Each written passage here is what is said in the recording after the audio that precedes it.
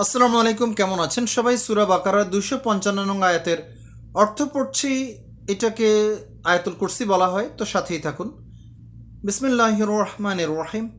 আল্লাহ, তিনি ব্যতীত কোনো উপাস্য নেই। তিনি স্বাধীন ও নিত্য নতুন ধারক, সব কিছুর ধারক।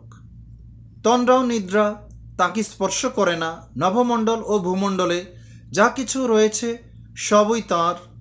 কে আছে এমন যে তাঁর অনুমতি ব্যতীত তাঁর নিকট সুপারিশ করতে পারে?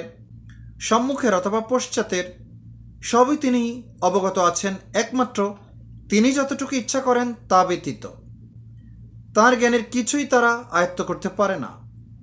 তার আসন আসমান ও জমিন ব্যাপী হয়ে আছে এবং এত দুভয়ের সংরক্ষণে তাকে বিব্রত হতে হয় না। তিনিই সর্বোচ্চ মহিয়ান। তো এটা হচ্ছে আয়াতুল কুরসির অর্থ। যারা আয়াতুল কুরসি শুনেন, পছন্দ করেন, অবশ্যই তাদের জন্য এটা।